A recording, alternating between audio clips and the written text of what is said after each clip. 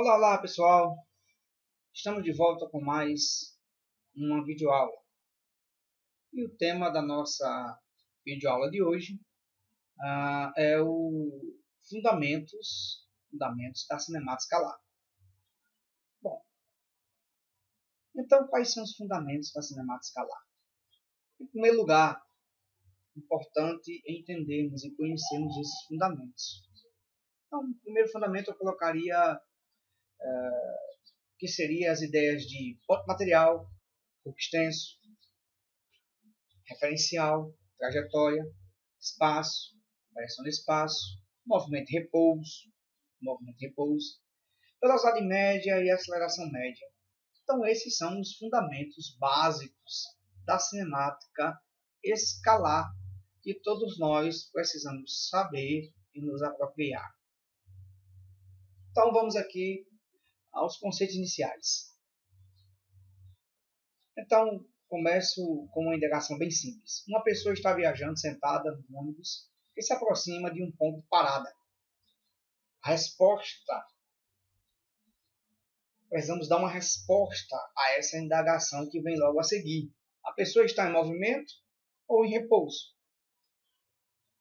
A pessoa está em repouso ou em movimento? Que pessoa? A que está viajando no ônibus. Está viajando no ônibus. Então veja, gente, é importante entendermos que as noções de repouso e movimento dependem do tal do referencial da mecânica, da cinemática escalar básica.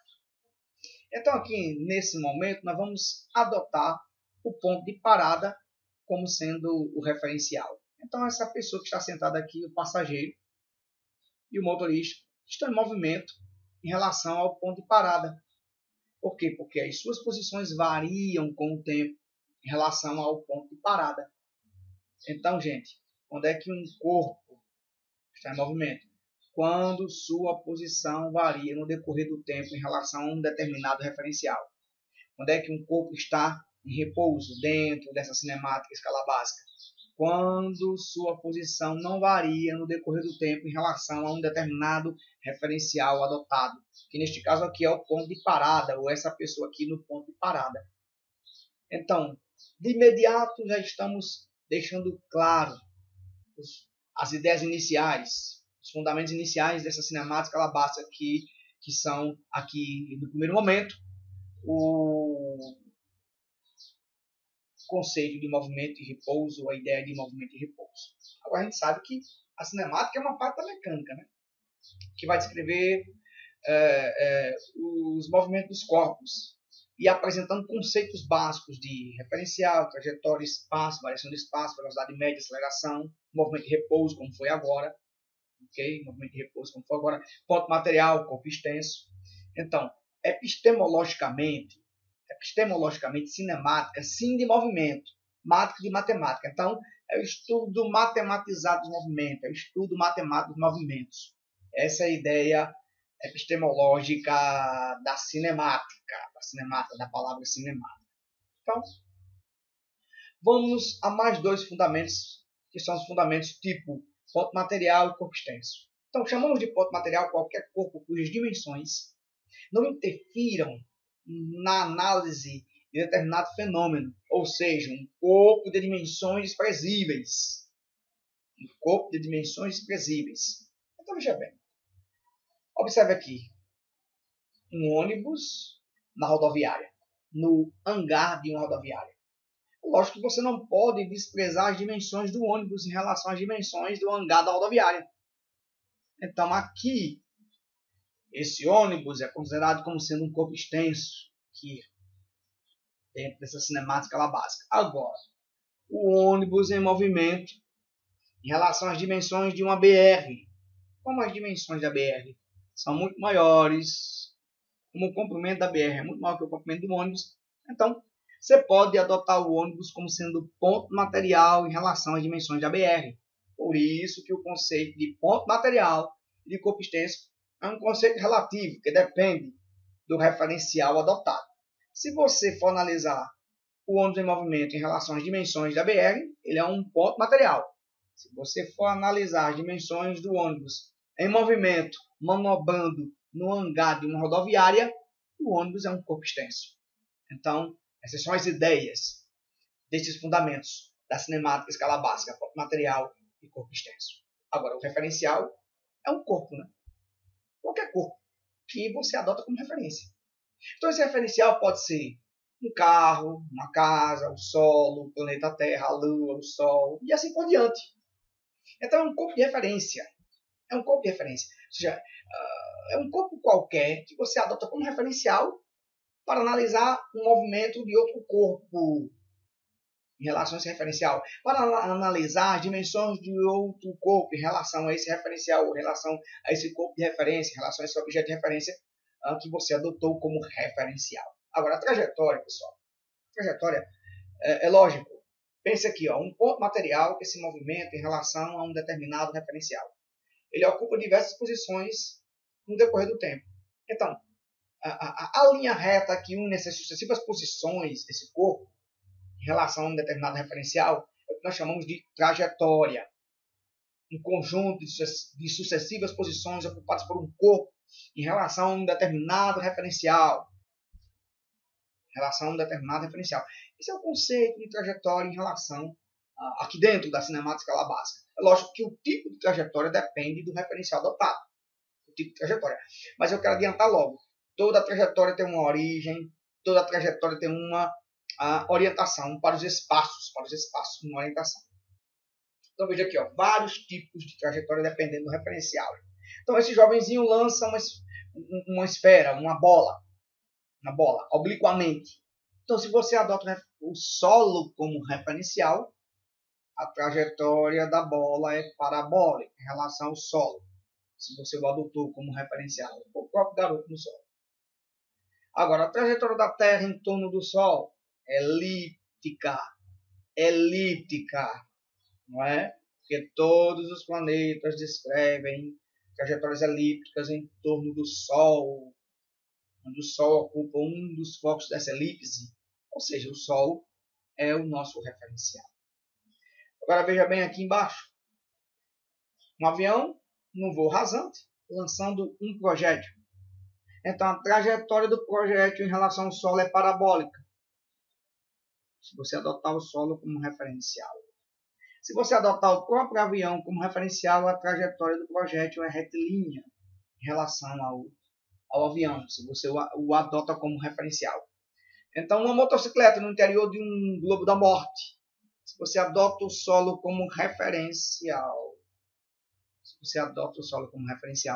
a trajetória da moto no interior do globo da morte é circular. Então, pessoal, fica claro, né? Pessoal?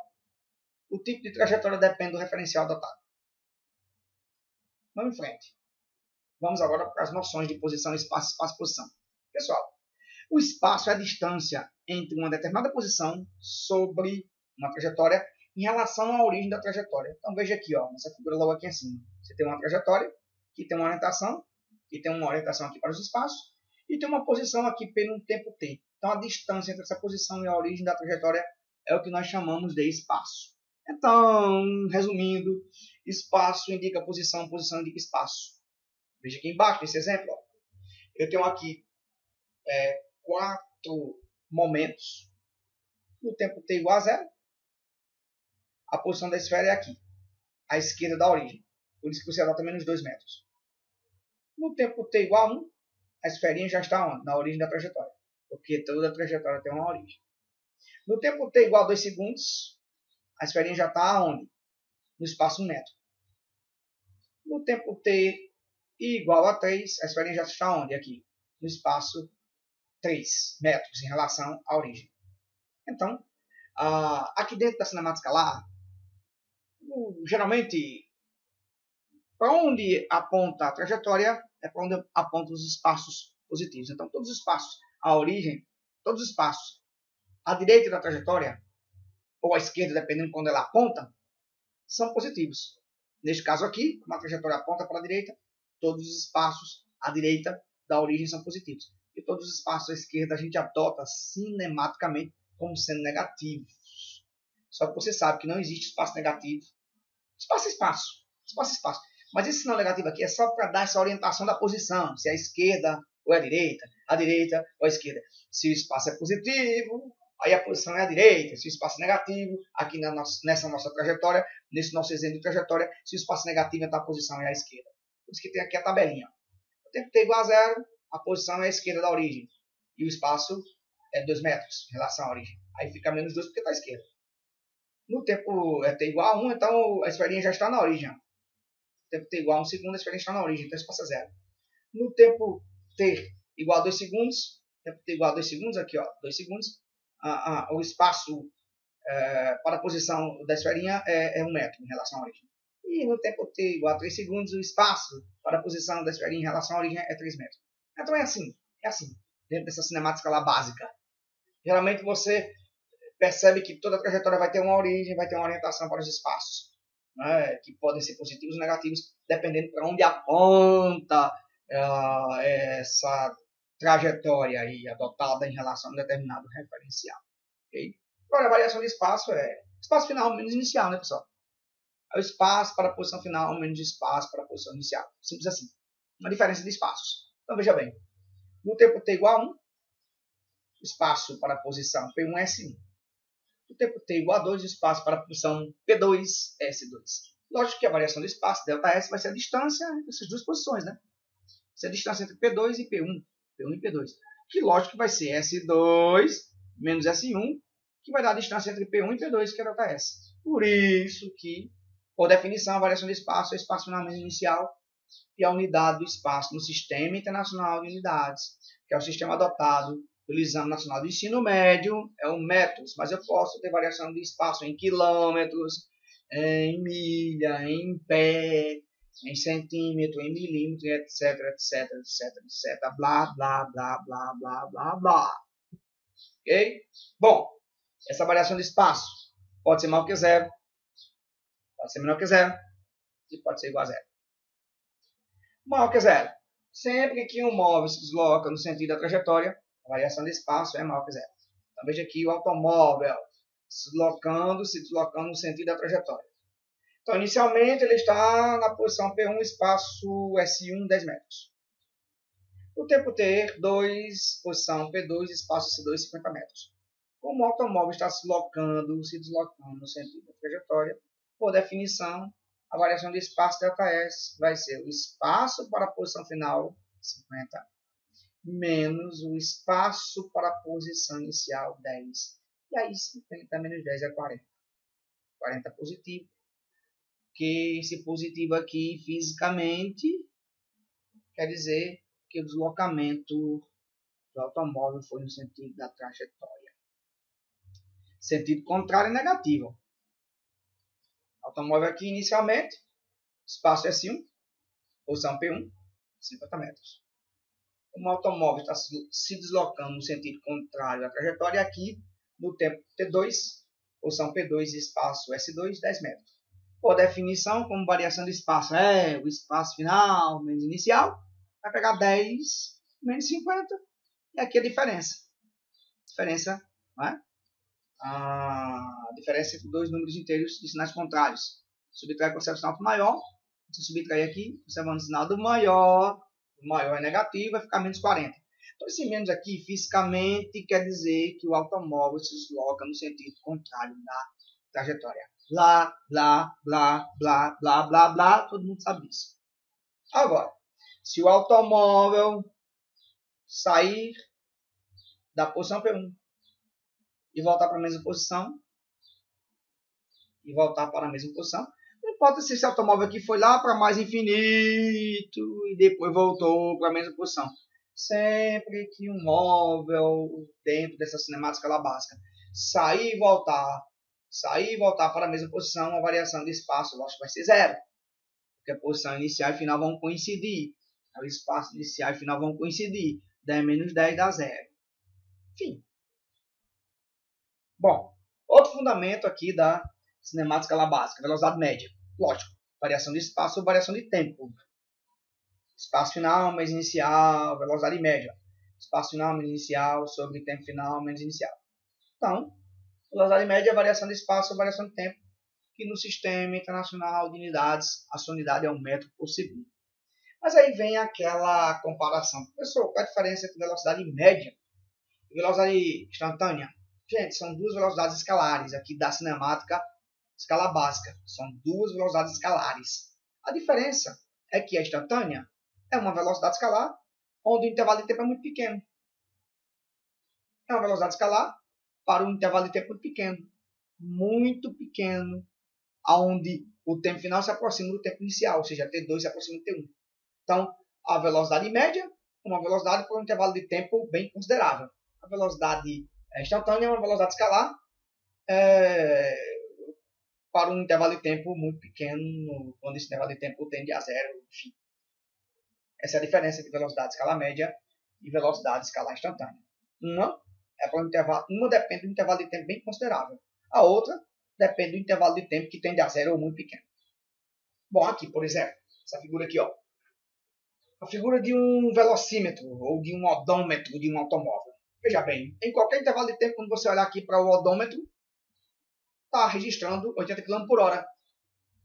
Então, num determinado instante aqui, a velocidade desse automóvel é sempre 80 km por hora. Então, ela aqui, na prática, ela é instantânea. Bom, professor, mas qual é a unidade da velocidade média ou escalar instantânea? Olha, são várias as unidades. No Sistema Internacional de Unidades é 1 metro por segundo. Na prática é o quilômetro por hora, que aqui vem os odômetros das motocicletas ou dos automóveis. Bom, mas aí qual é a relação entre metro por segundo e quilômetro por hora?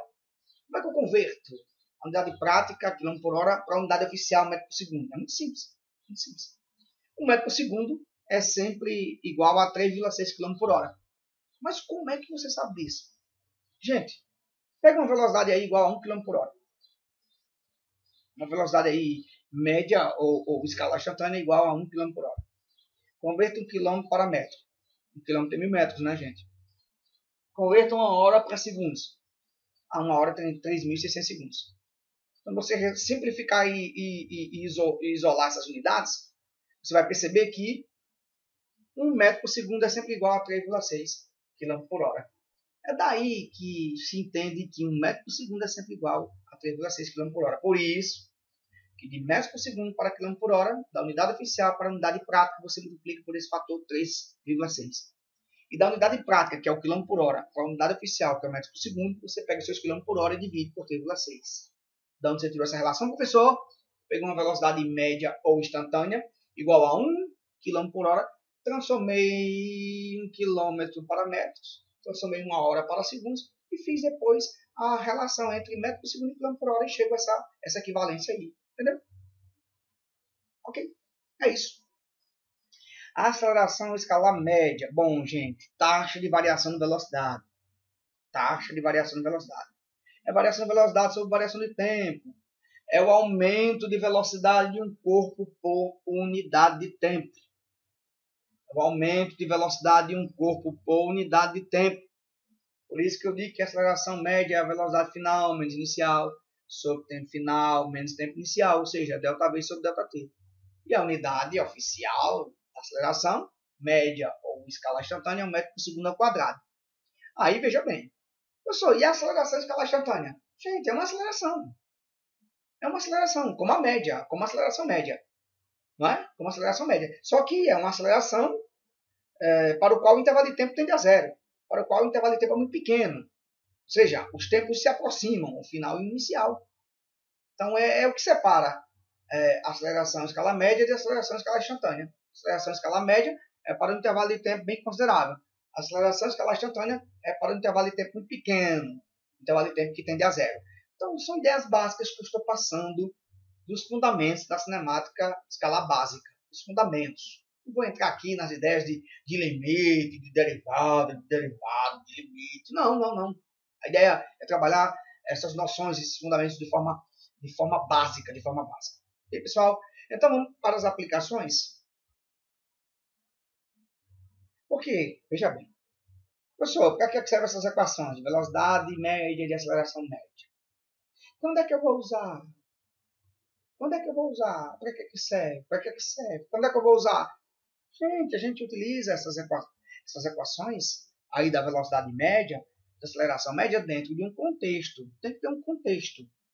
É a física aplicada a contextos, que é a física, que é o novo ensino de física do milênio, blá, blá, blá, blá, blá, blá, blá, blá, blá, blá, blá, blá. Sempre esse blá, blá, blá, blá, blá, blá. Então, veja bem, vamos para uma situação, um problema que tem um contexto, onde nós podemos aplicar a equação da velocidade média, variação de espaço, variação de tempo. Veja bem, ó, algumas cidades têm implantado corredores exclusivos para ônibus, a fim de diminuir o tempo das viagens urbanas. Suponha que antes da existência dos corredores, um ônibus demorasse 2 horas e 30 minutos, 2 horas e meia, para percorrer todo o trajeto de sua linha, desenvolvendo uma velocidade média, aqui no caso, de 6 km por hora. Ponto. Se os corredores conseguirem garantir que a velocidade média dessa viagem aumente para 20 km por hora, calcule o intervalo de tempo para que um ônibus percorra todo o trajeto dessa mesma linha. Qual é o contexto aqui, gente? Qual é o contexto do Exame Nacional do Ensino Médio? Contexto de mobilidade urbana. Veja aqui a avenida. Simplesmente, gente, corredor exclusivo para ônibus, todos nós sabemos. Blá, blá, blá, blá, blá, blá, blá. Você tem aqui uma avenida com 4 faixas e uma faixa fixa exclusiva para os ônibus. Lógico que a velocidade média vai aumentar. Ok? Então, lógico, se a velocidade média aumenta, sai de 6 para 20, o tempo vai diminuir, gente. Lógico, quanto mais rápido eu andar, menor o intervalo de tempo para essa minha viagem. Então, veja bem.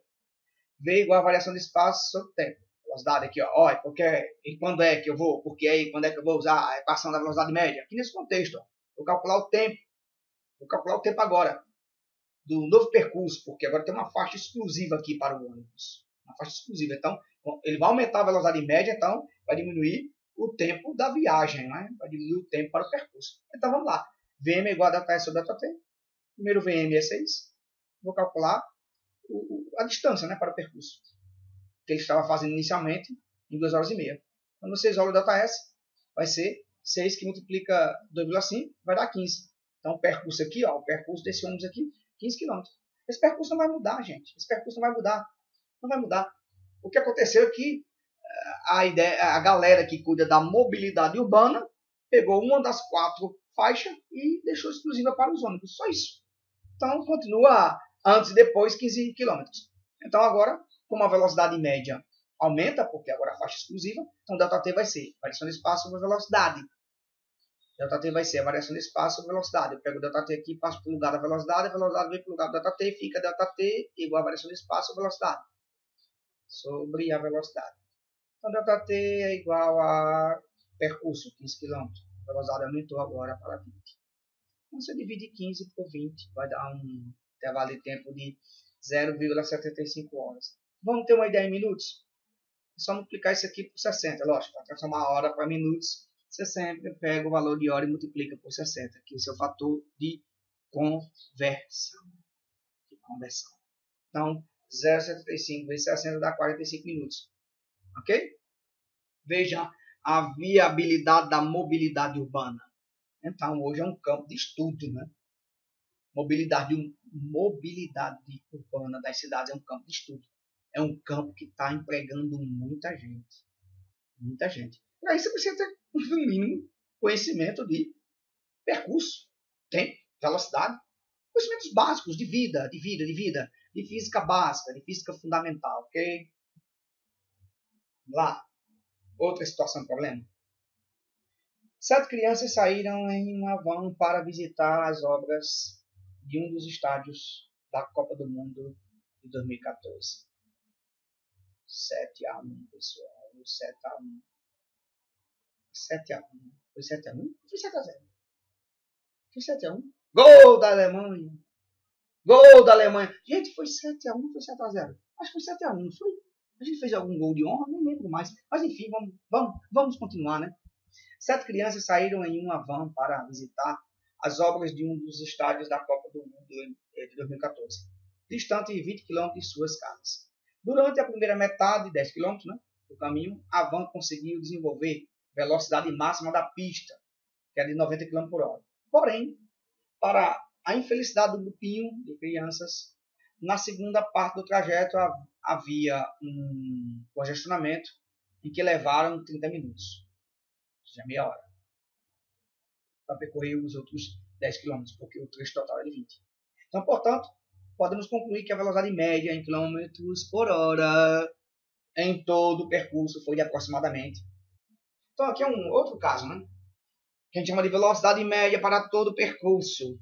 Não deixa de ser variação de espaço ou variação de tempo. Ah, por quê? Para quê? Por quê que eu preciso aprender essa equação? Velocidade, variação de espaço, variação de tempo. Porque o quando é que eu vou usar? Está aqui, ó. Velocidade média, variação de espaço, variação de tempo. Só que essa variação de espaço aqui vai ser a soma dos espaços percorridos. E essa variação de tempo vai ser a soma dos intervalos de tempo. Então veja que você pode dividir esse percurso todo em duas partes, né? Como ele sugere aqui. Primeira metade 10 km, segunda metade 10 km, mas não deixa de ser 20. Só que veja bem, a primeira metade do percurso foi percorrido com velocidade máxima da via, 90 km por hora. Então esse intervalo de tempo aqui, ó, é espaço sobre velocidade, como a gente fez aqui, ó, questão anterior. Intervalo de tempo é espaço sobre velocidade. Então esse ΔI aqui, ó, é o primeiro espaço, ΔS sobre V1. Sobre V1. Então vai ser 10 km sobre 90, esse ΔT1 aqui, ó. É o primeiro espaço ΔS1 sobre V1. Só que a primeira velocidade média foi a máxima da pista, de 90 km por hora, que eu acho bem alta, viu? Bem alta. E o segundo intervalo de tempo para a segunda metade do percurso foi de meia hora, né? 30 minutos, por isso que eu coloquei aqui, ó, no lugar de ΔT2, eu coloquei aqui um meio. Eu acho que ΔS1 mais ΔS2 vai dar 20 km, né? Que eu percurso todo. Só que ΔT1 é a primeira metade sobre a primeira velocidade. E ΔT2 ele já deu, né? 30 minutos. Eu coloquei aqui meia hora, que eu coloquei aqui em forma de fração no meio. Então vamos em frente. Simplifica aqui 10 por 90 dá um nono. Então vou ficar com velocidade média para todo o percurso, 20 sobre um nono mais um meio. É lógico que velocidade média para todo o percurso vai ser igual. Vou tirar aqui o máximo múltiplo comum, né, entre 9 e 2, que dá 18. Aí, 18 dividido por 9, 2, 2 vezes 1, 2. 18 dividido por 2 dá 9, 9 vezes 1, 9. Aí ficamos com velocidade média para todo o percurso, VT igual a 20, que é o percurso todo, dividido por 2 mais 9 sobre 18. Só que 2 mais 9 dá 11. Então a velocidade para todo o percurso média vai ser 20 sobre 11 sobre 18. Aí divisão de fração, por isso, gente. Por isso que a gente precisa dar valor à matemática básica do Fundamental 2. Precisamos parar um pouquinho em meio aos antenados da vida, parar um pouquinho para ouvir a professora de matemática, o professor de matemática, que geralmente a gente não gosta muito. Ah, matemática, matemática, blá, blá, blá, blá, blá. Então, conservar a primeira, que é 20, divide pelo inverso da segunda. 11 sobre 18 vai ser 18 sobre 11. Isso vai ficar 20 que multiplica 18, 360, dividido por 11, lógico. 360 dividido por 11 vai dar isso aqui. Velocidade média total, VT, para todo o percurso, vai ser aproximadamente 32,72 km por hora. Letra A. Então, gente, não tem para onde correr. Esses fundamentos básicos da cinemática escalar serão cobrados no futuro. Um futuro bem próximo. Mas veja, dentro de um contexto. Aqui as crianças queriam visitar um dos estádios da Copa do Mundo de 2014. E nós estamos em 2018. Hã? Hã? Hã? Hã? Estamos em 2018. Será que seremos os novos campeões do mundo? Será? Hein? Hein? Será? Será? Será? Temos tudo para sermos hexa. Tudo. Talento. Um bom treinador, professor Tite. Um bom treinador. Que se for campeão do mundo com essa seleção, eu duvido que fique aqui no Brasil. Vai treinar um dos Galácticos. da Europa, um dos clubes galácticos da Europa. Mas não vem ao caso, vamos em frente, vamos terminar essa videoaula. Veja bem, nós temos aqui um caso de desaceleração. Trem. Um trem em movimento está a 15 metros por segundo, quando o maquinista freia, parando o trem em 10 segundos.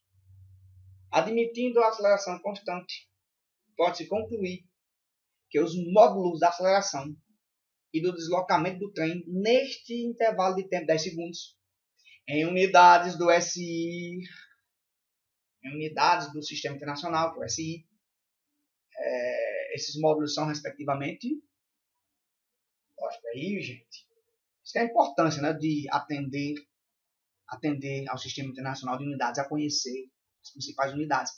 Ó, qual é a unidade da aceleração escalar instantânea média no Sistema Internacional de Unidades? 1 metro por segundo ao quadrado. Então, veja bem, ó, velocidade inicial já está em metro por segundo. Olha o tempo de frenagem, 10 segundos. Então, velocidade, na unidade oficial. Tempo na unidade oficial, então como você quiser. Velocidade sobre tempo vai dar aceleração em metro por segundo ao quadrado. Lógico, como o trem parou após 10 segundos, a velocidade final aqui é zero. Então, a m, aceleração média, a m é ΔV sobre ΔT. A m é igual, quem é ΔV? Final menos inicial, V2 menos V1. Quem é ΔT? No caso aqui, pessoal, desculpa aí, é T2 menos T1 e não T1 menos T2. Mas enfim.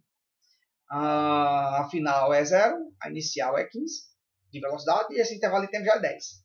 Então vamos lá. 0 menos 15 dá menos 15 dividido por 10 dá menos 1,5 metros por segundo ao quadrado. A rigor, vai aparecer um sinal negativo aqui porque você tem uma situação de desaceleração. Mudança abrupta de velocidade. Então, todo movimento que tem mudança abrupta de velocidade, certo? Com aceleração constante, então é um movimento retilíneo uniformemente variável. Enfim. Bom, agora, professor, como é que nós podemos determinar o deslocamento escalar, a variação de espaço? Bom, você pode usar a equação horária das posições, aqui, ou ir por um caminho mais simples, né? Sei lá, se você acha que é mais simples. Por quê? Velocidade média é variação de espaço ou variação de tempo. Mas quando há mudança de velocidade com aceleração constante, você pode dizer que essa mesma velocidade média é a média entre as velocidades final e inicial. Então, vamos lá. Ó, eu tenho já as velocidades. Inicial é 15, final é 0, porque o trem para. Ok? Já tenho V2 que é 0, V1 que é 15. Esse 2 aqui é da média. Ok? E você quer a variação de espaço, né? Deslocamento do trem, no intervalo de tempo de 10 segundos. E o intervalo de tempo você já tem aqui, ó, é 10 segundos. Então, beleza, ó. ΔS sobre ΔT, ΔS sobre ΔT é igual a V2 mais V1 sobre 2. Tá aqui. Aí, ΔS, que é o que você quer, que é o ΔT. O tempo da frenagem, 10 segundos. Velocidade final, 0. Velocidade inicial, 15. Aqui, esse 2 é da média, né, entre as velocidades. Então, lógico, quando você isolar aqui o ΔS, então ΔS vai ser igual. Ó, 0 mais 15 dá 15. 15 vezes 10, ou 15 vezes 10, ou 10 vezes 15, 150, sobre 2. Aí, ΔS vai ser igual, lógico, 75 metros. 75 metros, esse é o deslocamento desenvolvido pelo trem no momento da frenagem.